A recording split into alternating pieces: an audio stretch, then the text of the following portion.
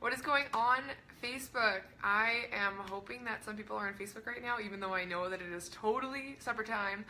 But I have wanted to make this video for a long time now, like a couple weeks, and I honestly just didn't know how to make it without sounding preachy and without coming across as an a-hole, I guess. But anyways, I'm just going to give it a second for some people to jump on. That's awesome. I see a few people.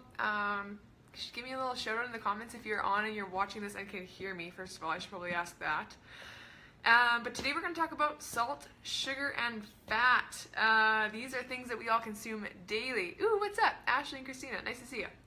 Okay, so I'm just going to start and hope that you guys can hear me properly. So I just recently finished this book.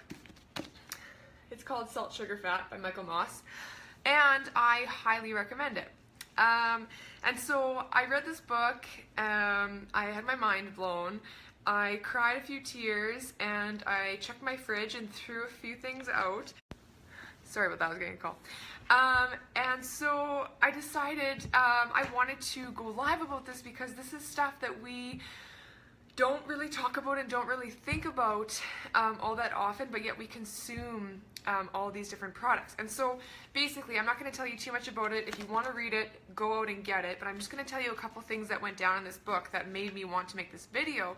Essentially what it's about is it's about the major food giants, okay, all the major food companies, and also including big dairy, big beef, FDA and the USDA and all those different companies and government organizations and stuff. And it goes through how the food giants have hooked us on salt, sugar, and fat, and how we are actually truly addicted to processed foods, and that there's like really no way back unless you cut. Again, poor Brandon, I'll have to call him back. So anyways, it starts off and there's this group of big food CEOs, and they're meeting at this secret meeting. It's like 1999 or something, downtown New York, and they would have never come together before. But the reason they're coming together is because the government was saying we should put a sugar tax on foods because we're noticing that people are getting really sick and there's actually like higher levels of obesity. This is 1999, okay? So they're like, oh, the public is like getting sick, we should probably put a sugar tax on. And so these big CEOs from all these companies like Kraft and General Foods and Kellogg's and all these different companies came together, whereas they'd usually be fighting, right, for shelf space. They came together and they were like, how can we beat this? Like, how can we beat the government basically and rally against this so they don't put a sugar tax on us, because we don't make money if they put a sugar tax on us, and we don't want to take anything out of our products because we already are producing it for so cheap and making like billions of dollars. It's crazy, the numbers, billions of dollars every year. And so they got together. And anyways, so the book goes on to like explain that, and then it explains each individual ingredient, salt, sugar, and fat. And it goes through each one, and it goes through how these food giants have hooked us. For example, with soda, with like pop. There's a reason why Coca-Cola is the #1 ringing. The one time that it doesn't stop ringing, it's because I'm doing a live video. There's a reason why Coca-Cola is the #1 brand in the entire world. That even though Pepsi has won a few times in blind taste tests, the amount of sugar in Pepsi throws people, because we have what's called a bliss point. And so we have this in our mouth, like mouthfeel. We have what's on our tongue, a bliss point of sugar, like what level of sugar in precise grams hits a point in our brain that it like neurologically is connected, yes. So you taste the sugar and there's a point of a certain amount of sugar that hits the bliss part of your brain, the actual pleasure center, and says, oh, this is perfect, this is what I want, right? And that goes way back to like evolution, like the evolution of people and hunter-gatherers looking. Anyways, I'm getting all these phone calls, I'm sorry.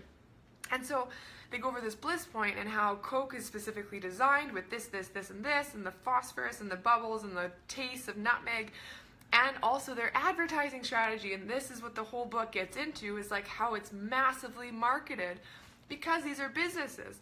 And I think so many people assume that because it's a food company, even health food companies do this, which is nuts.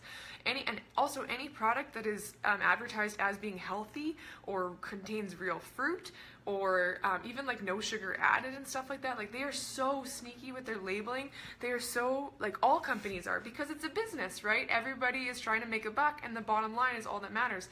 They don't care about diabetes or heart disease or the obesity rates or anything like this. And the people that do, what I read in this book, the like few CEOs that actually give a shit about people's health and like the obesity levels in children, and like how they're actually targeting to children with daytime television and stuff, and like all this crazy stuff, the few CEOs that actually do care and want to make changes get drowned out by all the other ones who are scared of losing profit and scared of their bottom line. So anyways, I'm not going to talk too much about this book. That's not really why I wanted to make the video, but I kind of just wanted to talk about like conscious consumerism and how we should really pay more attention to the things that we're buying.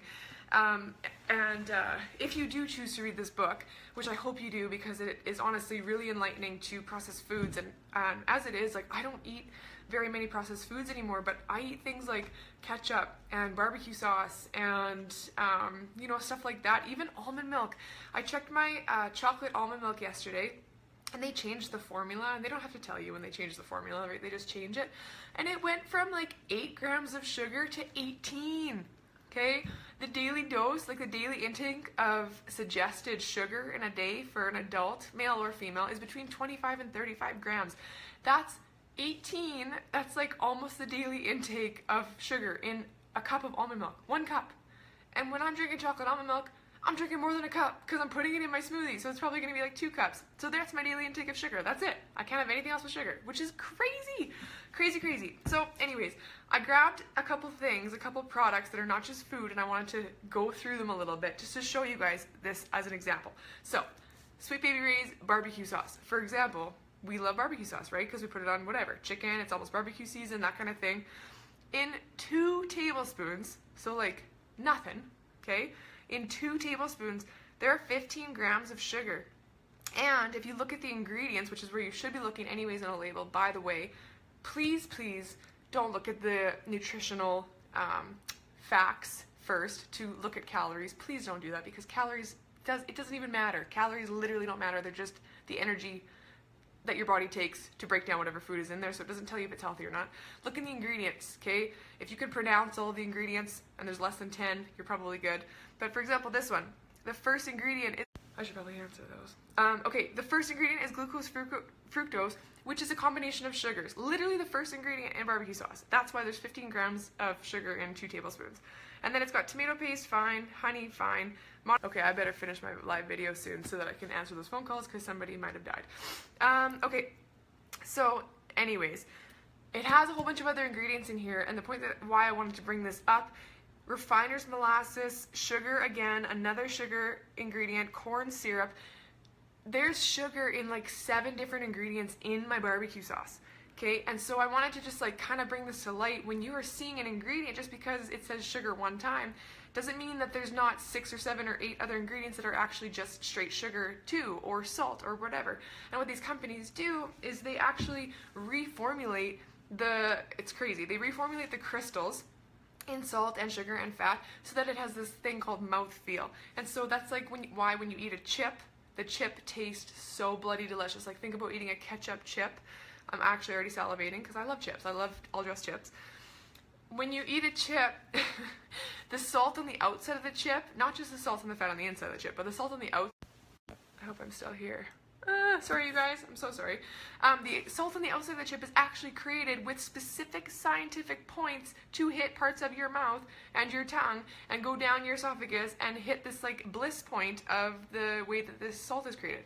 Anyways, it blows my mind. So I was thinking about all this like food stuff, because as you guys know, if you've been watching what I'm doing, I love food, and I'm super, what's the word? I'm super conscientious about what I'm eating, because I know what a crazy effect food and drink has on our health, and most people don't think about it, but you only have one body, so why would you not think about it, is my thing. You know, like, if you're ingesting something, that's your choice, but you better educate yourself to see like what's in this food, and what are these chemicals and preservatives and all this shit, what does that do to your health? Because so many of our ailments that we have going on with our society, and so many of our like chronic diseases and stuff, can be prevented by not eating shitty food. Like, that's just it. Anyways, that's for a different day.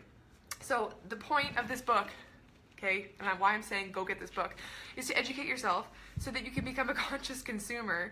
And for example, like, I decided after reading this book, I already kind of knew that I wasn't going to, but I decided after reading this book that I will never, like, legitimately, I'm promising, oath right now, I will never buy sugary cereals for my children, because the facts and how they create them and target them and test kids to find the specific bliss points of, like, the amount of sugar that they can add without, like, killing somebody basically, is crazy. It's so crazy, and it's just a business. It's nothing. It's not a health food. It's just bad. So I just wanted to go live about that because I think that it's important for us to think about the things that we're ingesting, and in a society that we live in where it's so heavily dominated with processed foods, even if you're not eating like chips and pop and chocolate bars, the rest of the stuff you're eating, if you're feeding your kids like Lunchables or Campbell's soup even, look at the sodium content in a Campbell's soup. The reason why it is so friggin' salty is because they can't take out that salt without it going bad and without it tasting rotten, because they've got like this warm meat feel, taste, whatever in it that I was reading about. And the reason why they have to have so much bloody salt in it is so that it doesn't go rotten on the shelf. Okay, so these salt, sugar, and fat are used as preservatives.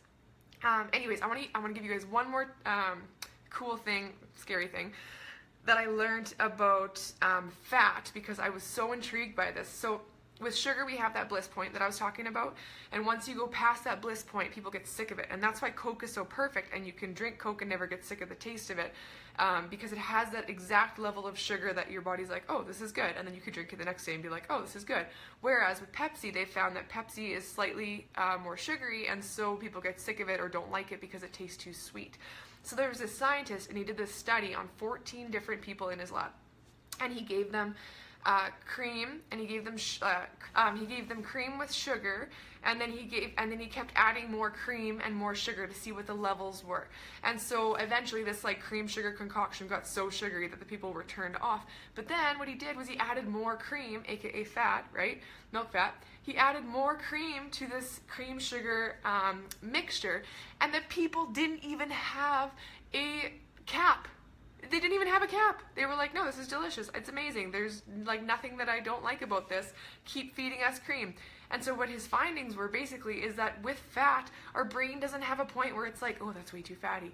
We just keep eating it, which is so crazy. So then this guy did this study, and then the food companies find out about it, because they're the ones that are hiring these people to do this research in certain labs that cost billions and millions of dollars, and half of it's funded by the government anyways, and that's a whole other pile of garbage. But they found this out, and so then they could add fat in like liquid form and whatever other form to these other products in super cheap format for them to make more money. So it's crazy. Like, even I was learning about the beef industry and how big beef and big dairy has FDA and USDA hands so deep in it, even though it's the same government that's saying, like, we're for the people, we should probably have laws against certain products having certain levels of fat, sugar, and salt. The same government also has bodies that say, hey, we support you, big beef and big dairy, here's millions of dollars to support your cause because we need an economy. So it's super contradictory. And so what I found out about even like the hamburger beef industry, which I will never buy any more hamburger meat from the grocery store, or red meat, is that 75% of it is just fat, and the way that they process it and the way that they re-add in different ingredients and stuff is so gnarly, you guys. So gnarly that I just can't even. Anyways, so I wanted to make that about food, and then the only other thing that I wanted to make. Oh, good, Rebecca, I'm glad. Yeah, there's a lot of, you know what's super cool about this? This is a totally other conversation, but like collective consciousness, where lots of people have the same idea at the same time, is so fascinating to me, and it's so true. So I've been having a lot of conversations with people lately that have been saying, like, I really want to go more plant-based. Like, I'm feeling more drawn to eating like a plant-based diet. That's not on the news. That's not somebody going around saying, rah, rah, eat plants, like eat less red meat, eat less shit, right? I mean, I'm kind of doing that right now a little bit, but I'm just trying to help. But it's a collective consciousness thing. Like, people wake up to the same things at the same time all the time. And that's where like really cool ideas get spread all the way around the world in a matter of days and weeks and months, right? Anyways, the last thing that I want to show you guys before I have to call back Brandon, because he's actually called me a million times, is products. Okay, so this is something that I don't think a lot of people realize, and it is also super important because whatever you put on your skin absorbs at least 70% of it. So myself as a celiac, okay, for anybody that doesn't know, I'm a celiac, like 10 years now. My skin absorbs, yours just does too. If a product has gluten in it, my skin absorbs it and I have a reaction. Okay, and I'll get anything from like cysts to, sometimes I get them when I go to like get my hair done or something, or I buy products and I'll get them around my face, and it's super uncomfortable and awful, but then I'll feel gross inside too, because what happens is your skin absorbs it and then that stuff goes into your bloodstream and then it's in your body, right? So think about that for a second. So whatever you put on your skin is actually getting absorbed. So I was looking at some of the products that I use, and I don't know anybody that doesn't use dry shampoo, because hello, can't wash your hair every single day, and especially when you work out daily, this has got to happen, right?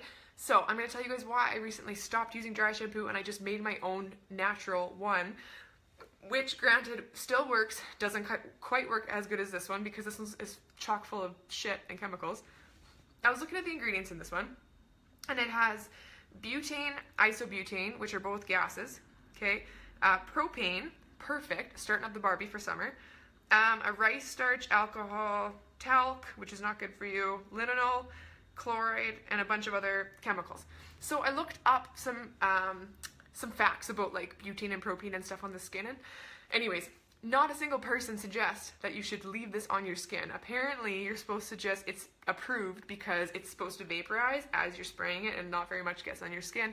But what do you do with dry shampoo? You spray it and you rub it in. You rub that shit in your scalp. And that's exactly what people are saying not to do, because as soon as you rub it into your scalp, it disrupts the natural oil production of your head, and it gets absorbed into your bloodstream, which is probably not a good thing to have propane and butane in your bloodstream. Anyways, so that was a product that I decided I'm not going to use anymore because it's not good for me. So then I just went on the good old Google and I was like, how to make a natural dry shampoo. I found if you mix cornstarch and essential oils like peppermint or something, and even you can put a little cocoa powder if you don't want it to be white, and you just mix it up and you use like a makeup brush, it works the exact same. Look, this is like day 2 or 3 hair, and it's up, yes, but it works really well. So anyways, and then I grabbed another product that I wanted to show that I really love. Okay, it's my favorite body lotion of all time. It is just amazing, and I smell like a creamsicle afterwards, so what do you not want about that? But I was looking at the ingredients in this one versus my dry shampoo, and this one is like aloe barbadensis leaf, so aloe vera leaf, basically, purified water, sunflower seed oil, vegetable glycerin, whatever, that's fine, glycerol stearate, that's fine too, cocoa seed butter, like bioactive 8-berry complex, citrus mandarin fruit extract, shea butter, argan oil, rosehip, rooibos extract, orange peel oil. Okay, so these are awesome ingredients. Awesome ingredients. And so my point of this entire rant and this entire ramble is not to say don't buy dry shampoo and don't eat red meat and don't eat cheese. I mean, like, actually you should slow down on the cheese though, because it's really not good for you and high in saturated fat. But the point of this video is just so you guys become, and myself too, just to become conscientious and conscious consumers. Just take responsibility for your own health and the health of your family, and know what you're eating. You know, like the Pop-Tart was literally, this is actually true history of the Pop-Tart. It was literally birthed because the CEO of the company, I think Kellogg's is Pop-Tarts, wanted to create a cake for breakfast, and that's what they came out with. If you look at the sugar content and the fat content in that, it's actually atrocious. So anyways, this is not me taking a political stance against certain companies and stuff like this, but it's just me advocating for healthy living and responsible consumerism, because we buy the products, and as we buy more and more of the products, that enables those companies to keep making those same products, right? So if you become a more responsible consumer and you buy the things that are actually going to fuel your body, fuel your life, help your family live long and not develop crazy chronic illnesses and stuff, you know, so much of the illnesses that people develop these days are preventable. Even like so many of the different cancers that are out there, you guys, preventable. So these are the kind of steps you can take to do that for yourself, right? Obviously there's different circumstances and stuff, but this book, Salt, Sugar, Fat, my eyes were already opened This held them open and splashed them with salt water, because it was truly mind-blowing to read some of the stats and research that went into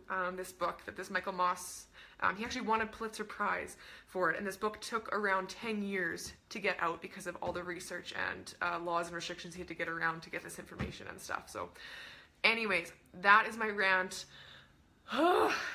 Just be a responsible consumer, be a conscious consumer, and I don't care if you eat chips and drink pop daily. I mean, I do care because I don't want you to die, but just so long as you know what you're doing to your body and your life, and so long as you know the products that you're eating and why you're eating them, and know that sugar is just as addictive as crack cocaine. Know that. They specifically create it in ways so that it goes through the same neural synapses that cocaine does in the brain. So anyways, just do your research, do your homework, know what you're eating, know what you're putting on your skin, and of course nobody's perfect. I'm super not perfect, you know, but the best thing you can do is just to be aware, and yeah, just be aware. That's all that I would ask, is that you just educate yourself and be a conscious consumer. Anyways, I gotta go. I gotta call Brandon back because he potentially needs me after 6 phone calls. I probably should have stopped this video. Anyways, I hope you guys have an excellent night, and stay tuned. I will be going live again this weekend. I haven't done it in a while, and I missed it, so I'm back and doing some live videos. Anyways, take care, and do your homework. Bye.